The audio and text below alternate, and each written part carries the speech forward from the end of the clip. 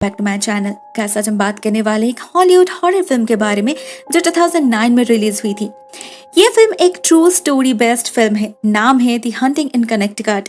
This film is directed by Peter Cornwell. IMDb पर इस film को रेटिंग मिली है 5.9 आउट ऑफ 10 और 86% गूगल यूजर ने इसे लाइक भी किया है। दोस्तों, पहले हम इस कहानी के स्टोरी लाइन को जान लेंगे और उसके बाद बात करेंगे इस फिल्म के पीछे छुपे असली कहानी के बारे में।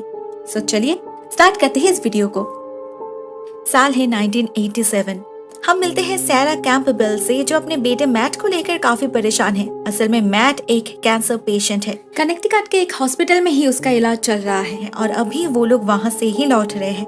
रास्ता तो है सिर्फ 2 घंटे का, मगर ट्रीटमेंट के बाद मैट की हालत काफी नाजुक हो जाती है। उसे बार बार वॉमिट करना पड़ता है और इसीलिए उन्हें समय भी ज्यादा लगता है। सैरा से अपने बेटे की यह हालत और सहन नहीं हो रही थी। ऐसे तो मैट और बीमार पड़ जाएगा। वो अपने हस्बैंड पीटर से इस बारे में बात करती है कि शायद उन्हें यहाँ पर ही हॉस्पिटल के आसपास कोई घर देखना चाहिए। ये बात सच है कि वो लोग पिछले कुछ दिनों से आर्थिक तंगी से गुजर रहे हैं। उनके पास बिल्कुल भी पैसा नहीं है कि वो कुछ एक्स्ट्रा अफोर्ड कर पाए। ऊपर से पीटर का सारा कारोबार यहाँ पर ही है। वो कनेक्टिकट में जाके उनके साथ रह नहीं पाएगा। मतलब सारी जिम्मेदारी सैरा को ही लेनी पड़ेगी। उसे सिंगल हैंडेडली सब कुछ संभालना पड़ेगा। ये डिसीजन लेना उनके लिए बहुत टफ था, मगर अपने बेटे के भलाई के लिए वो लोग रिस्क लेने का डिसाइड करते हैं। नेक्स्ट वीक से मैट की रेडिएशन थेरेपी स्टार्ट होने वाली है। तब तो साइड इफेक्ट्स और बढ़ जाएगा। तो पीटर जल्दी से और एक लोन ले लेता है और सैरा नेक्स्ट डे से ही घर देखना स्टार्ट कर देती है। वो कई सारे घर देखती है। किसी का प्राइस बहुत हाई है, किसी में स्पेस कम है, किसी का डिस्टेंस हॉस्पिटल से काफी ज्यादा है। सैरा ऑलमोस्ट हार मान चुकी थी, लेकिन ठीक तभी फॉर्चुनेटली उसे एक घर मिल जाता है जो उसके लिए बिल्कुल परफेक्ट था। हॉस्पिटल के पास, काफी स्पेशियस और अफोर्डेबल भी। सैरा को तो ये घर बहुत ही ज्यादा पसंद आ जाता है, मगर तभी उसे पता चलता है कि इस घर का एक इतिहास है, इसीलिए तो इसका प्राइस इतना कम है। सब कुछ जानकर सैरा उस घर को रिजेक्ट कर देती है और ट्रीटमेंट खत्म करके अपने बेटे को लेकर लौटने लगती है। लेकिन शायद उनके नसीब में वो घर ही था। बीच रास्ते पर मैट की तबीयत इतनी खराब हो जाती है कि उसे दौरे पड़ने लग जाते हैं। उसे इमीडिएट रेस्ट की जरूरत थी और कोई ऑप्शन ना पाकर सैरा उसी वक्त एक डिसीजन ले लेती है और मैट को लेकर सीधे उस घर में जा पहुंचती है। उस घर का ओनर उनके लिए कुछ मैट्रेस का इंतजाम कर देते हैं जिससे मैट सो पाए। सैरा कॉल करती है पीटर को और इस घर को खरीदने का डिसीजन बयां करती है, क्योंकि वो किसी भी कीमत पर मैट को और दर्द नहीं दे सकती। लेकिन वो इस घर की हिस्ट्री के बारे में पीटर से कुछ नहीं बताती। दूसरी तरफ हम मैट को देखते हैं लिविंग रूम में टीवी देखते हुए। कुछ देर बाद वो टीवी ऑफ करके सो जाता है और हमें टीवी के ब्लैक स्क्रीन पर एक काला साया नजर आता है। देर रात अजीब सी आवाज से मैट की नींद टूट जाती है। ये आवाज नीचे बेसमेंट से आ रही थी। वो भी उन आवाज को फॉलो करते हुए नीचे जा पहुंचता है, लाइट्स ऑन करने की कोशिश करता है और उसे अपने बिल्कुल सामने एक कांच का दीवार नजर आता है जिस पर वो अपना रिफ्लेक्शन देख पा रहा था। लेकिन जैसे ही वो पास जाता है, उसका रिफ्लेक्शन एक डिस्टॉर्टेड बर्न्ड फिगर में बदल जाता है और उसकी नींद टूट जाती है। हाँ, ये शायद उसका एक सपना ही था, एक बहुत ही बुरा सपना। वो खुद को यही समझाता है और इस नए घर को एक्सप्लोर करने लग जाता है।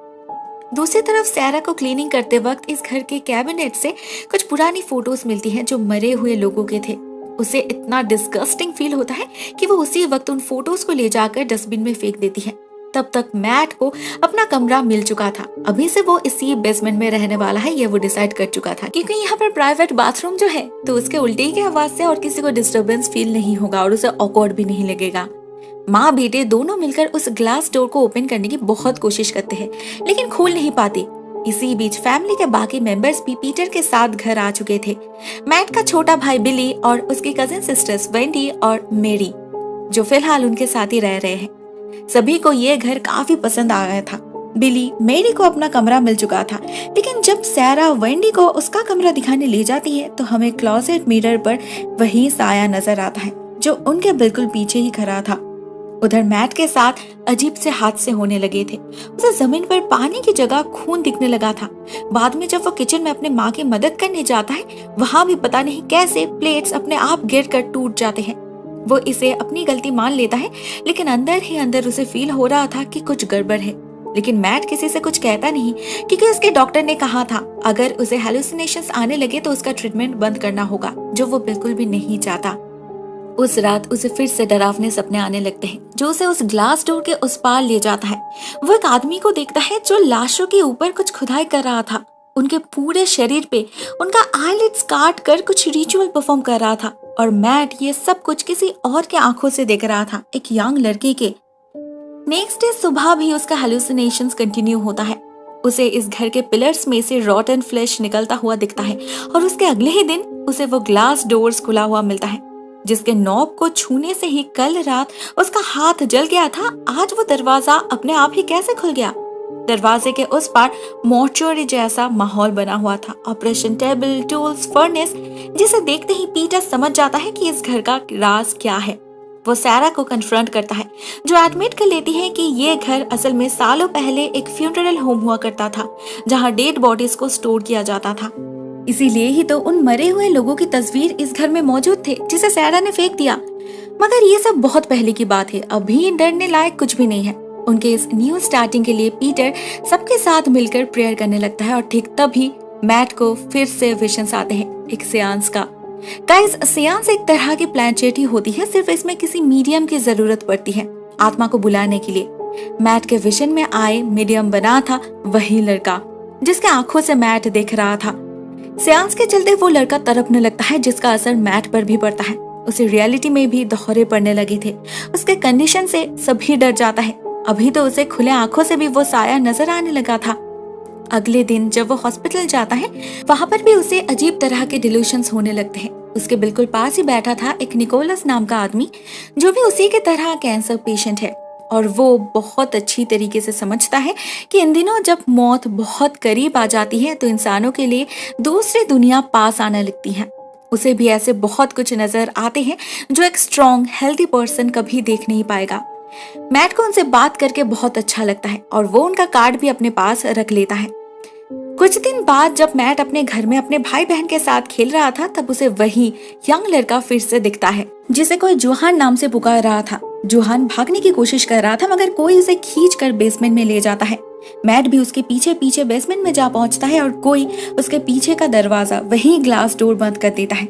मैट को वहां पर टेबल पर बहुत सारे लाश दिखती है जिनके शरीर पर अजीबोगरीब निशान बने हुए थे। धीरे धीरे वो लाशें मैट को घेर लेते हैं और मैट डर से जोर जोर से चिल्लाने लग जाता है। वेंडी आकर उसे बचा लेती है मगर वो उसकी हालत समझ नहीं पा रही थी। मैट निकोलस को कॉल करता है और मिलने जाता है उससे। निकोलस उससे कहता है कि ऐसे स्पिरिट्स हमारे बीच हमेशा भटकती रहती हैं मगर सभी उसे देख नहीं पाते। मैट उन्हें देख पा रहा है क्योंकि वो काफी समय से जीवन और मृत्यु के बीच बॉर्डर लाइन पर जूझ रहा है। इस वक्त उसे सिर्फ एक ही काम करना है, अगली बार उस काले साए के मिलने पर उससे पूछना है वो क्या चाहता है। मैट वही करता है लेकिन नतीजा भयानक निकलता है। उस वक्त सैरा अपने बच्चों को लेकर बाहर गई थी। जब वो लौटती है उन्हें मैट मिलता है घायल हालत में। उसने लिविंग रूम के सारे फर्नीचर्स एक जगह इकट्ठा कर चुका था और दीवार को ऐसे स्क्रैच किया था कि उसके उंगलियों से ही खून निकलने लगा था। डॉक्टर्स को लग रहा था कि शायद उसके ब्रेन में किसी तरह के ट्यूमर्स स्प्रेड हो रहा है, इसीलिए वो हेलुसिनेट कर रहा है। मगर रियलिटी तो कुछ और ही था। वो काला साया था उसका पीछा ही नहीं छोड़ रहा था। रेडिएशन के वजह से मैट काफी वीक पड़ चुका था। वो पूरा दिन बिस्तर पे ही बिताने लगा था।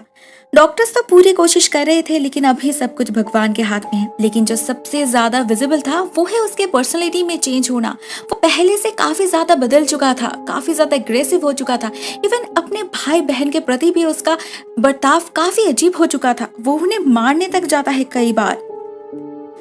ऐसे ही कुछ दिन बीत जाते हैं। एक दिन जब फिर से घर में सभी लुका छुपी खेल रहे थे तो हमें बच्चों के आसपास वही लाशें नजर आते हैं जो बच्चे देख नहीं पाते ऑब्वियसली। बिल्ली जाकर छुपता है एक बक्से के अंदर और मेरी जब पहुंचती है एटिक में उसे एक कोने से कुछ आवाज आती है। उसी तरफ जाने के चक्कर में उसका पैर फ्लोर में घुस जाता है। उधर बिल्ली को अपने पीछे वही काला साया नजर आता है। वो भागने की कोशिश करता है लेकिन दरवाजा जैम हो चुका था। ऐसे सिचुएशन में बिल्ली और मेरी दोनों ही एक साथ चिल्लाने लग जाते हैं। वेंडी पहले बिल्ली को बाहर निकालती है, बाद में जाती है मेरी के पास। तब तक मैट भी वहां पहुंच चुका था।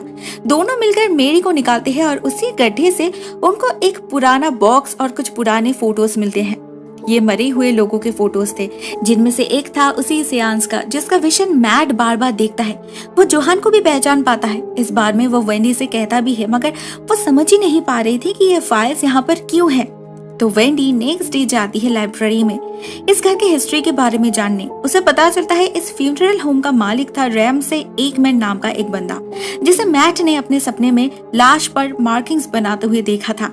वो सेंसेस परफॉर्म करता था और उसका फेवरेट हॉबी थी साइकिकल रिसर्च। जोहान उसका ही सेक्रेटरी था और मीडियम भी। उसका सेंसेस काफी फेमस हुआ करता था क्योंकि वो दावा करता था कि वो सिर्फ मरे हुए लोगों को कांटेक्ट ही नहीं कर सकता, बल्कि उनके सामने चीजों को अपीयर भी कर सकता है। उसके सेंसेस के चलते मीडियम के शरीर से अजीब तरह के सब्सटेंस निकलते थे जिसे एक्टोप्लाज्म कहा जाता था। इसी घर में रैम से वो सेंसेस अरेंज करता था और ऐसे ही एक सेंस के चलते जलकर अपने बाकी गेस्ट्स के साथ रैमसे की मौत हो गई थी। उस हादसे के बाद जोहान कहीं गायब हो गया, कभी नहीं दिखा और उसके साथ साथ इस फ्यूनरल होम का चैप्टर भी खत्म हो गया। लेकिन उसके 30 साल बाद जब इस घर के पास वाले ग्रेवयार्ड को रिलोकेट करने की बारी आई तो एक शॉकिंग बात पता चली। उस ग्रेवयार्ड में मैक्सिमम कॉफिन से खाली है, सैंड बैग्स भरे हुए हैं और लाशें गायब है। यह विजन भी मैट को दिखा था, तो वो श्योर है कि ये रैम से का ही काम है, मगर वो ये सब क्यों करेगा?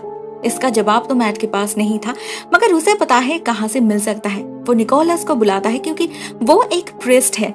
निकोलस उन फोटोज को देखकर ही समझ जाता है कि ये रैमसे एकमैन नेक्रोमैंसी परफॉर्म करता था, जिसमें डेड बॉडीज की जरूरत पड़ती थी।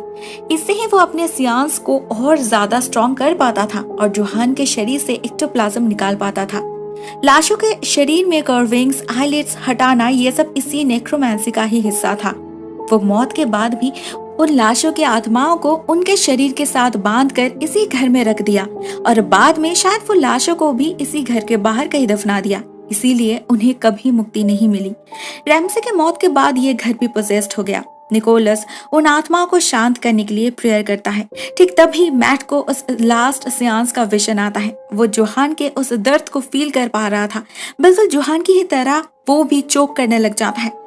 इसी बीच सैरा घर वापस आ जाती है और अपने बेटे को संभाल लेती है और साथ में निकोलस को घर से निकाल देती है। जाने से पहले निकोलस सैरा को अपना कार्ड देकर जाता है क्योंकि उसे पता था बहुत जल्द उसे उनकी जरूरत पड़ेगी। ऐसा होता भी है। कुछ ही दिन के अंदर उनके घर में पैरानॉर्मल एक्टिविटीज शुरू हो जाती है। वेंडी और सैरा को अपने अपने कमरे में वो लाशें दिखती है और घर के अंदर जैसे तूफान शुरू हो चुका था। सैरा उसी वक्त निकोलस को बुलाती है।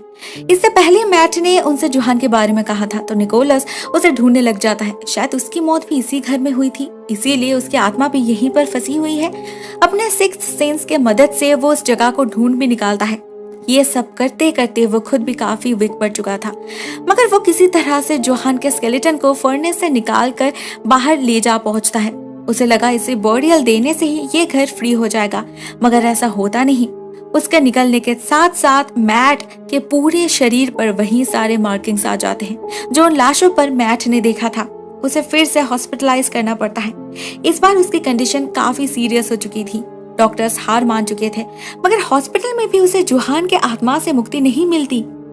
उधर निकोलस को अपने गाड़ी के बैक सीट पर जोहान का जला हुआ शरीर दिखता है, जो उसे कुछ विजन्स दिखाता है।